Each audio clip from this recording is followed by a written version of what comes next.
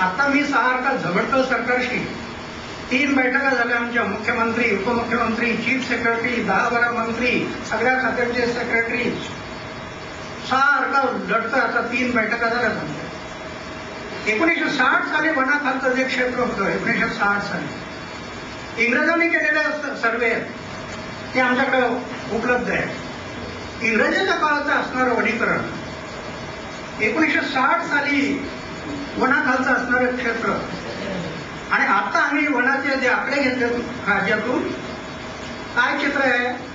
मी त्यांना विचारलं, तो वन मंत्री होता स्टेजवर, एवढं तुमचं बजेट काय? एवढ्या गाड्या घोड्या बंगले सगळे तुम्ही वापरता, दरवर्षीचं बजेट काय वनाचं? 1960 ते 2008 48 वर्ष झाले. 48 वर्षात तुम्ही खर्च किती केला?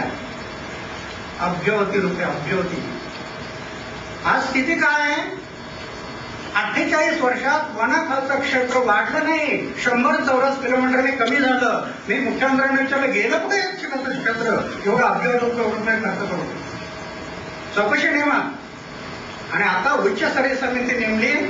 भारत सरकारच्या फॉरेस्ट जनरल मध्य प्रदेश, आमचे 2 लोक, पर्यावरणवादी 2 लोक, या सगळ्यांची एक कमिटी स्थापन झाली.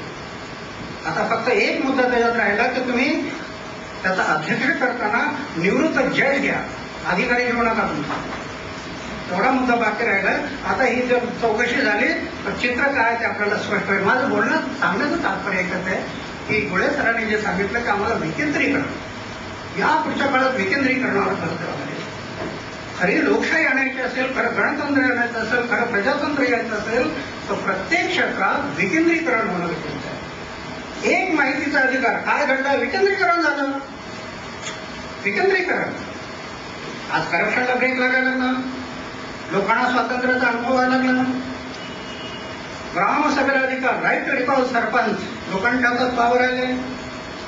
दप्तर दिलं नाही, एका टेबलचा पेपर दुसऱ्या टेबलवरती 7 दिवसात दिला पाहिजे, नाही गेला शिस्तभंगाची कारवाई. विकेंद्रीकरण. आता राईट टू रिकॉल सरपंच झाला. आता मागे लागलो राईट टू रिकॉल कॉर्पोरेटर, नगरसेवकाला परत बोलवण्याचा अधिकार. काय झाला? ही लोकशाही. या पुढच्या काळात आम्हाला या सर्व गोष्टींचा विचार करायचा. पर्यावरणाच्या दृष्टीने आज नद्यांचे प्रश्न आहेत, नद्यांचं प्रदूषण, नद्यांचा अमर्याद वाळू उपसा. आज काय नद्यांच्या अवस्थेत तुम्ही शिरूरला जाताना पाहत असाल की नद्यांचे खडक उघडे पडले, खडक उघडे पडले. जलचर प्राणी होते. मला आठवतं लहानपणी हे मोठे मोठे मासे तर नद्यामध्ये असायचे. आज तिथं बारीक सुद्धा राहिले नाही, खडक उघडे पडले. हा विचार तुम्हाला आम्हाला करावा लागणार आहे. आणि अशा दृष्टीने नद्यांचं प्रदूषण, आता तुमच्या ह्या MIDC फिल्टरचं सगळं पाणी तुमच्या इंद्रायणीमध्ये येत आहे. इंद्रायणी दूषित झाली, ते पाणी खाली चाललंय उजनीमध्ये. उजनीतलं पाणी परत पिण्यासाठी सोलापूरला चाललंय, त्याच्यामध्ये आता दूषितीकरण वाढलेलं आहे. याचा आम्हाला सगळ्यांना विचार करणं गरजेचं आहे तुमच्या काळात. आणि अशा दृष्टीने तुम्हाला आम्हाला प्रयत्न करणं गरजेचं आहे. त्यासाठी मी तर आता सारखं आम्ही त्याच्या पाठीमागे लागलेलं आहे. पण आता तुम्ही आम्ही मिळून पर्यावरणाच्या दृष्टीने हा सर्व विचार करत असताना सत्तेचं विकेंद्रीकरण करून विकेंद्रित कायदे करायला सरकारला भाग पाडणं, या 2 गोष्टी जर आम्ही केल्या पुढच्या काळामध्ये तर निश्चितपणे आपल्याला त्याच्यामध्ये यश आल्याशिवाय राहणार नाही. पण ते सरकार लवकर करणार नाही, सरकार करणार नाही. आता पाहणं, एक माहितीचा अधिकार 10 वेळेला आंदोलन करावं लागेल, 10 वेळेला. हे सरकारचं काम आहे विकेंद्रीकरण. 10 वेळेला आंदोलन करावं लागली, 10 वेळेला उपोषण करावं लागली. आणि करेंगे मरेंगे ज्यावेळेला ठरलं तेव्हा सरकारने केलं. ही अवस्था आपल्याला निर्माण करावं लागणार आहे. सरकार फक्त एकाच गोष्टीला घाबरतं, बाकी कशाला घाबरत नाही. तुम्ही मोर्चे आणा, धरणे करा, काही करा, ते घाबरत नाही. फक्त एकाच गोष्टीला घाबरतं, हे जर काम नाही केलं तर आपलं सरकार पडणार आहे. पडण्याला घाबरतं. ती पडण्याची अवस्था तुम्ही आम्ही निर्माण केली पाहिजे. बस एकच पर्याय शिल्लक राहिलेला. खरं तर विरोधकाचं काम होतं. सत्ताधारी ज्यावेळेला कमजोर पडतात त्यावेळेला विरोधक प्रबळ पाहिजे. पण आज सत्ताधारी कमजोर झाला आणि विरोधकही प्रबळ कमजोर झाला. म्हणून आता एकच पर्याय राहिलेला आहे, तो तुमचा आमचा. आणि म्हणून मी महाराष्ट्रभर सारा अर्थ जे फिरतोय लोकांना जागवण्याचं जे काम करतोय या पुढच्या काळामध्ये अनेक कायदे आम्हाला करायचे, त्यामध्ये पर्यावरण विषयाचा जो हे कायद्याचा विचार करायचा आहे, त्याच्यामध्ये नीतिशास्त्राचा डोळे सरांनी इथं उल्लेख केला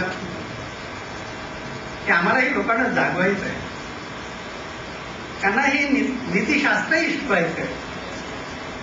पण हे कसं होणार? हे करण्यासाठी ज्यांनी नीतिशास्त्र सांगायचं त्यांच्या जीवनात नीतिमत्ता असली पाहिजे, जर त्याचा प्रभाव पडेल. कोणाच्याही शब्दाला वजन येत नाही. तुम्ही आज सांगणारी माणसं कमी आहेत का? स्वातंत्र्याच्या 60 वर्षात एवढी सांगतायत, 2-2 तास पुरत नाही भाषण करायला. सांगतात तसे वागत नाही, म्हणून परिणाम होत नाही. आणि या पुढच्या काळामध्ये कथनी आणि करणी या दोघांना जोडावं लागेल. कबीरदासजींनी म्हटलंय ना, कथनी मिठी खांड सी. कथनी बोलणं खांडसरी सारखं गोड असतं, कबीरदासजी म्हणतात. कथनी मिठी खांड सी, करणी विष की लोय. कथनी छोड, करणी करे तो विष का अमृत है. कथनी सोडून तुम्ही करणीच्या मागे लागला की विषाचा अमृत होऊन जातो. म्हणून नुसत्या कथनीतून हे काम पुढे जाणार नाही. कथनेला करण्याची जोड पाहिजे, कारण ज्यांना आम्ही काही सांगतो शकतो ते वाजत अशी प्रवृत्ती नाही. पण हाताशी तर काय ते का पळतात? एकाच गोष्टीसाठी पळतात. त्यांना पाहिजे आनंद, समाधान. आणि तो आनंद तुम्हाला बाहेर मिळणार नाही. तो पर्यावरणामध्ये ज्यावेळेला आम्ही काम करू, ही ग्रीनरी आम्हाला दिसेल, ज्यावेळेला झाडूला दिसेल, ते पाणी अडलेलं दिसेल, विहिरीतलं पाणी वाढलेलं दिसेल, समाजाच्या चेहऱ्यावरचं समाधान दिसेल, त्यावेळेला आमच्या आनंदाला सीमा. म्हणून संतांनी म्हटलं, तुम्हाला सुख हवंय का? माझे दुसऱ्यांना सुखी करा, मग खरं समाधान करा. समाधान हे आतून मिळणार असतं, बाहेर नाही. आम्ही शोधतो बाहेरचं समाधान मिळतं. मी नेहमी सांगत असतो, घरामध्ये फॅन आणला, फिट केला, बटन दाबलं, हवा मिळायला लागली, आनंद आहे. मोटर जळाली, डोकं लागतो, पाठीमागं दुःख आहे. घरात तुम्ही पाहता ना, 1000 रुपये जोडीच्या डिझाईनच्या गबशा आणल्या. मग बरीचशी माणसं काय करतात, दरवाजाच्या समोरच भिंतीला लावतात घरामध्ये. लोकांनी आल्याबरोबर पाहिली पाहिजे 1000 रुपये जोडीच्या डिझाईनच्या गबशा आणून जातो. हातातून निसटली, फुटली, दिवसभर डोक्याला असतात. 10,000 रुपयाची नुकसान नाही. पाठीमागं दुःख आहे. जर आनंद हवा असेल तर तो बाहेर मिळणार, तो आतून मिळतो आणि तो सेवेतून मिळतो. ती समाजाची सेवा आहे, राष्ट्राची सेवा, हीच खरी ईश्वराची पूजा आहे. असं समजून तुम्ही आम्ही सर्वांनी काम करायचं. तुम्हाला सर्वांना धन्यवाद देतो आणि थांबतो. जय हिंद.